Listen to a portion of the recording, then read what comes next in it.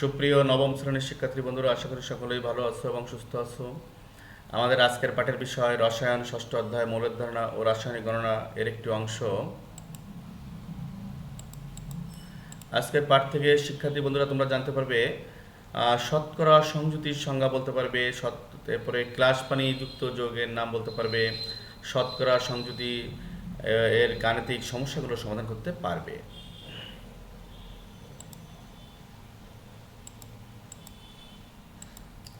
তাহলে আমাদের আজকের পাঠ শতকরা সংযুতি এবং তার গাণিতিক সমস্যা সমাধান।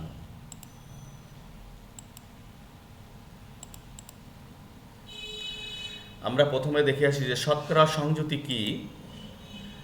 যে যৌগের মোট ভরের মধ্যে কোনো নির্দিষ্ট মৌলের শতকরা ভরকে তার শতকরা সংযুতি বলে, তার সংযুতি বলে। মানে মোট ভরের মধ্যে কোনো নির্দিষ্ট মৌল কি পরিমাণ আছে, শতকরা কি পরিমাণ আছে, সেটি তার সংযুতি। তাহলে আবার আমরা বলতে পারি যে কোনো যৌগের 100 গ্রামের মধ্যে কোনো মৌলের যত গ্রাম বর্তমান আছে বা থাকে তাকে ওই মৌলের শতকরা সংযুতি বলে।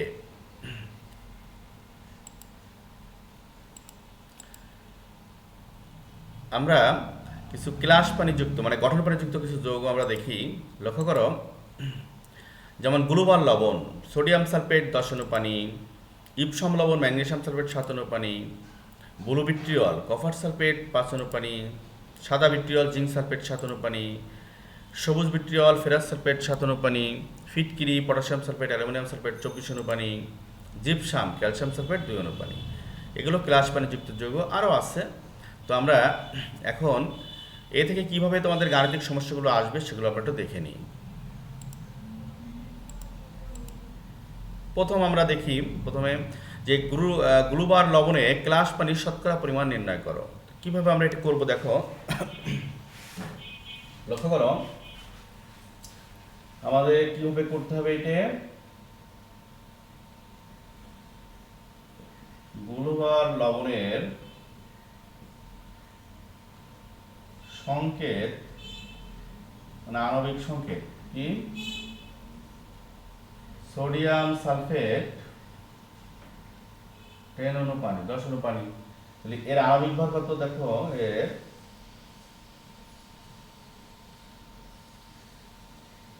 আণবিক ভর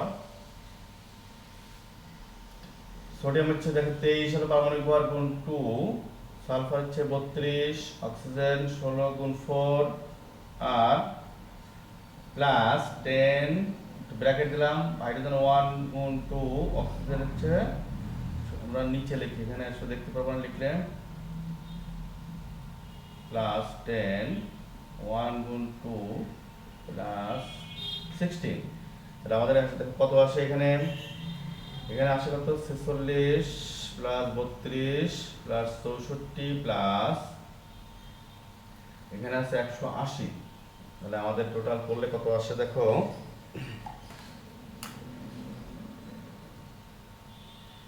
46 প্লাস 32 প্লাস 64 প্লাস 322, কত আসে 322। অতএব মানে 1 মোল গ্লুবার লবণ সোডিয়াম সালফেট 10 অণু পানি এর আণবিক ভর কত 322 গ্রাম। তাহলে আমাদের শুধু ক্লাস পানি শতকরা পরিমাণ নির্ণয় করতে বলছে। তাহলে ক্লাস পানি শতকরা সংযুতি, তাহলে শুধু ক্লাস পানির ভর কত দেখো, শুধু ক্লাস পানির ভর দেখো 10 অণু পানি ছিল। তাহলে কত হবে এখানে 10 ইন্টু 1 গুণ 2 প্লাস 16, 180, তাই না, 180।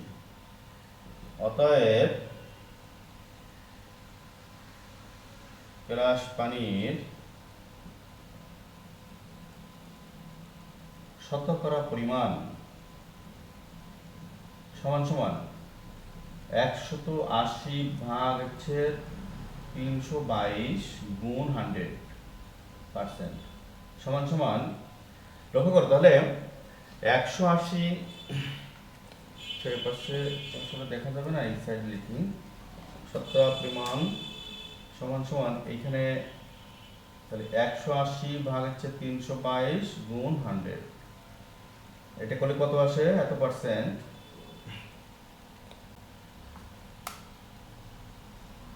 দেখো 180 গুণিতক 100 ভাগ 322 55.90%।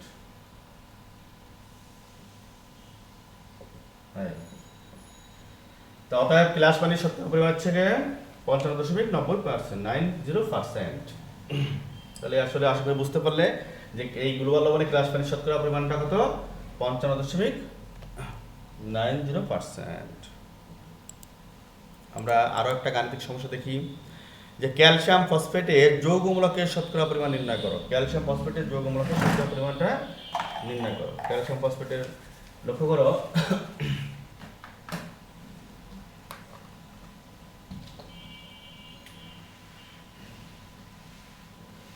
আমরা দেখবো ক্যালসিয়াম ফসফেটের যৌগমূলকের শতকরা পরিমাণ নির্ণয় করো। লক্ষ্য করো ক্যালসিয়াম ফসফেট এর আণবিক সংকেত কি? ক্যালসিয়াম ফসফেট, দেখো ফসফেট মূলক 3, তাহলে এর হচ্ছে সংকেত। তাহলে ক্যালসিয়াম ফসফেট, এখন এর আণবিক ভর কত দেখো, এর আণবিক ভর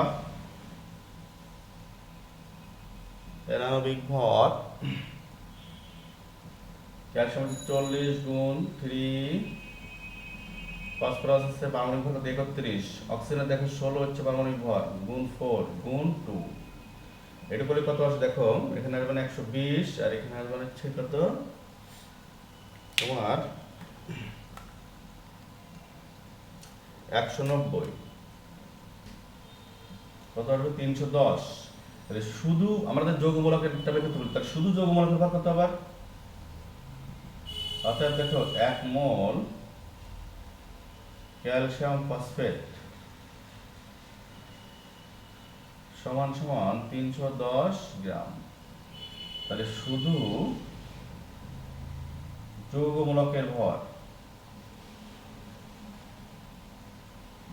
শুধু যৌগমূলকের ভর কত, শুধু যৌগমূলকের ভর দেখো ফসফেট এইটুকু শুধু যৌগমূলক, এইটুকুর ভর কত তাহলে হবে যে 31 প্লাস 16 গুণ 4 এর হোল টু সমান সমান 190। অতএব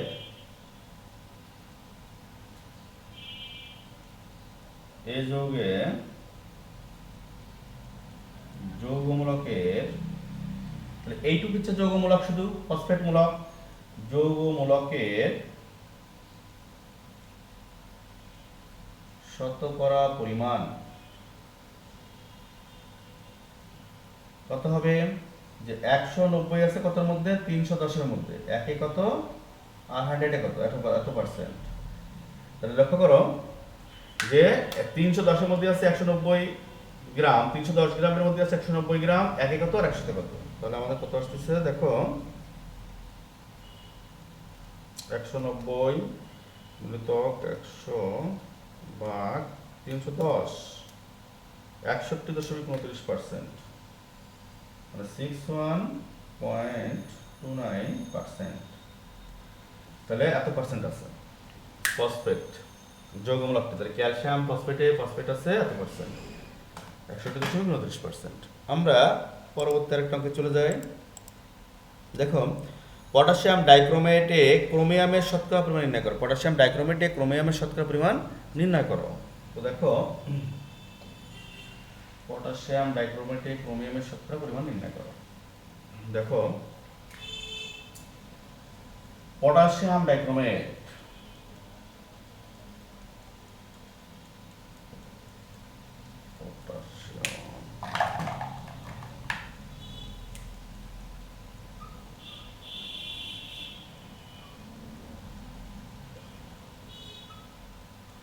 এর সংকেত K2Cr2O7, তাহলে এর আণবিক ভর কত দেখো, এর আণবিক ভর ওটা হচ্ছে 39 গুণ 2 ক্রোমিয়াম হচ্ছে 52 গুণ 2 প্লাস 16 গুণ 7, তাহলে কত হচ্ছে এখানে দেখো, এখানে করলে কত আসে টোটাল,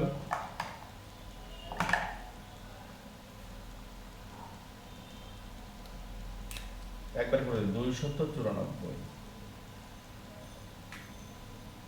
অতএব 1 মোল পটাশিয়াম ডাইক্রোমেট সমান সমান 294 গ্রাম। আমরা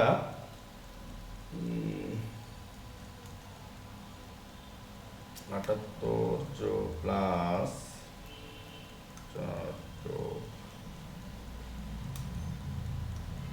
294, ঠিক আছে। আচ্ছা, আমাদের বের করতে বলেছে শুধুমাত্র ক্রোমিয়ামের শতকরা পরিমাণটা নির্ণয় করতে বলেছে, শুধুমাত্র এই ক্রোমিয়ামের শতকরা পরিমাণটা নির্ণয় করতে বলছে। তাহলে আমরা শুধু ক্রোমিয়ামের ভরটা কত সেটা আমরা দেখি।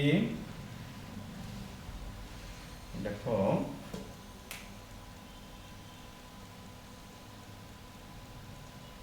শুধু ক্রোমিয়াম এর পরিমাণটা হচ্ছে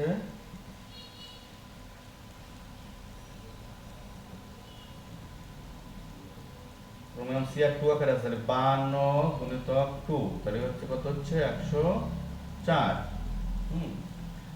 অতএব দেখো, তাহলে অতএব এই যৌগে ক্রোমিয়ামের শতকরা পরিমাণ, তাহলে শতকরা পরিমাণ কি আমরা একসাথে বের করবো। তাহলে দেখো, এই 294 গ্রামের মধ্যে আছে 104 গ্রাম, একে কত আর একসাথে কত, তাহলে 104 ভাগ 294 গুণ 100, 100 এত পার্সেন্ট, এটা করলে কত আসে দেখো, এটা করলে আসে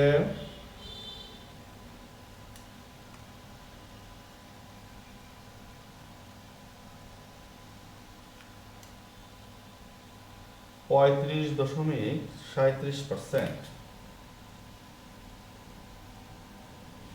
এই আসে। অতএব পটাশিয়াম ডাইক্রোমেটে ক্রোমিয়ামের শতকরা পরিমাণটা হচ্ছে 35.37%।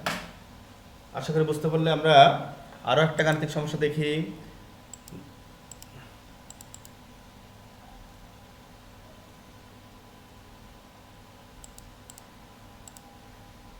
যে সালফিউরিক অ্যাসিডের শতকরা সংযুতি নির্ণয় করো। দেখো, এখানে কিন্তু কোনো নির্দিষ্ট মৌল বা মূলক বলে দিই নাই। এখানে কি করতে হবে আমাদের, এখানে কোনো নির্দিষ্ট মৌলকে নির্ণয় করতে বলা হয়নি। সালফিউরিক অ্যাসিডের শতকরা সংযুতি, তার মানে কি, সালফিউরিক অ্যাসিডের যে কটা মৌল আছে সব কটা মৌলের পরিমাণ বের করতে হবে। লক্ষ্য করো,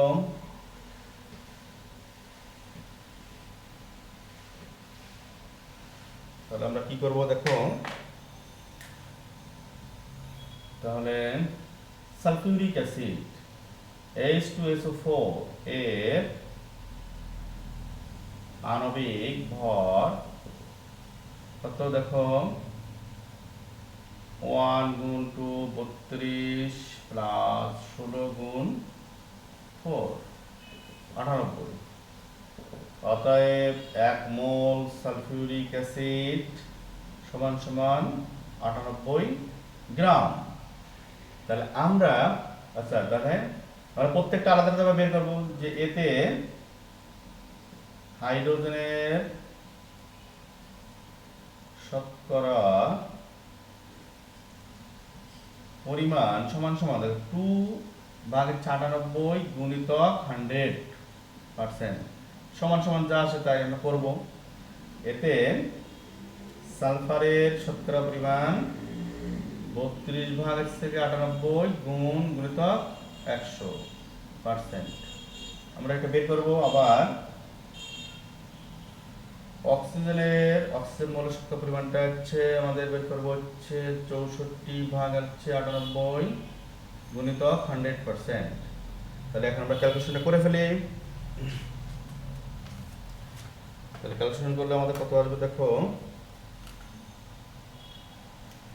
এটা হচ্ছে গিয়ে 2.04%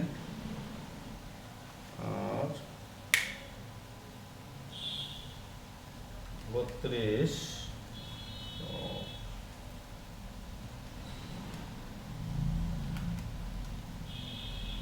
এটা আসবে হচ্ছে 32.65, এত পার্সেন্ট আসবে। আর অক্সিজেন আসবে হচ্ছে 64 গুণিতক 198,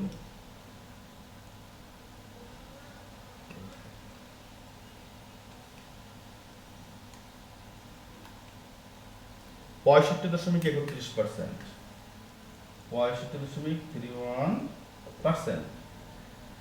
তাহলে দেখো সালফিউরিক অ্যাসিডে যে তিনটা মৌল আছে, যে হাইড্রোজেন, সালফার এবং অক্সিজেন, এদের শতকরা পরিমাণটা হচ্ছে হাইড্রোজেন আছে 2.04%, সালফার আছে 32.65%, আর অক্সিজেন আছে 65.31%। আশা করি শিক্ষার্থী বন্ধুরা তোমরা তাহলে শতকরা পরিমাণ কিভাবে নির্ণয় করতে হবে তা তোমরা জানতে পারলে। এই শতকরা পরিমাণের তাহলে যে কটা নিয়ম আসে, যে একটা হচ্ছে ক্লাস পানির শতকরা পরিমাণ বের কর, সেটা বের করে দেখালাম। তারপরে কোনো একটা যৌগের যৌগমূলকের শতকরা পরিমাণটা কীভাবে নির্ণয় করতে হয় সেটা দেখালাম। আর কোনো একটা যৌগের মধ্যে একটা নির্দিষ্ট মৌলের শতকরা পরিমাণ কত সেটাও আমরা দেখালাম। আর একটা হলো কোনো একটা যৌগে যে কটা মৌল আছে প্রত্যেকটারই শতকরা পরিমাণটা নির্ণয় করা দেখালাম। তোমরা বাসায় এগুলো পরীক্ষা প্র্যাকটিস করতে পারো। আরও দেখো, যেমন আমি কয়েকটা দিয়ে দিই, যেমন তোমরা ম্যাগনেসিয়াম সালফেট 7 অনুপানি, এই সম্ভাবনা এটা বের করতে পারো।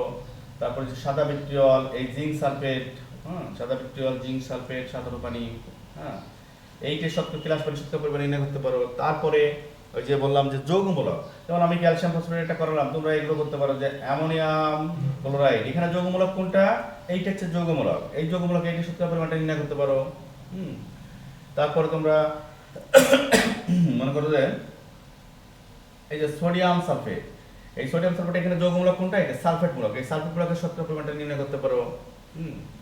তারপরে তোমরা এই যে যদি বলি যে HClO4 পারক্লোরিক অ্যাসিড, এখানে এইটা যৌগমূলক কোনটা, এটা এই যে পারক্লোরেট, তাহলে এই পারক্লোরেট আয়নের মূলকের যৌগমূলকের শতকরা পরিমাণটা নির্ণয় করতে পারো।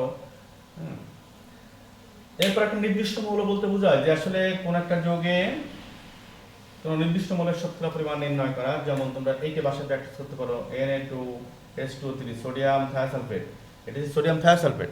এই সোডিয়াম থায়োসালফেটের শতকরা পরিমাণটা তোমরা নির্ণয় করতে পারো। এখানে শুধুমাত্র সালফার একটা নির্ণয় করতে পারো, তাই না? এরপরে তোমরা যদি মনে করো যে NaClO4 সোডিয়াম পারক্লোরেট, এখানে তুমি শুধু অক্সিজেনটা নির্ণয় করতে পারো অথবা শুধু ক্লোরিনটা নির্ণয় করতে পারো শতকরা পরিমাণ। আর ওই যে এই যেটা সালফিউরিক অ্যাসিড যেটা দিলাম যে প্রত্যেকটাই শতকরা পরিমাণ নির্ণয় করা, সেক্ষেত্রে তোমরা এগুলো প্র্যাকটিস করতে পারো যে নাইট্রিক অ্যাসিড, এখানে প্রত্যেকটি শতকরা পরিমাণ, তারপরে যে তিনটা বেরোবে সে তিনটা যোগ করে দেখবে 100 হয়েছে কিনা। এরপরে আসো, তারপরে তোমার nitric acid, sulphuric acid, phosphoric acid, এটা করতে পারো যে প্রত্যেকটা শতকরা পরিমাণ নির্ণয়। যে প্রথমে আণবিক ভর বের করে তারপরে কি করতে হবে, প্রত্যেকটা আলাদা আলাদা ভাবে হাইড্রোজেন, ফসফরাস, অক্সিজেন প্রত্যেকটারই আলাদা আলাদা ভাবে শতকরা পরিমাণটা নির্ণয় করে বাসায় প্র্যাকটিস করতে পারো। তাহলে আশা করি তোমরা বুঝতে পারলে।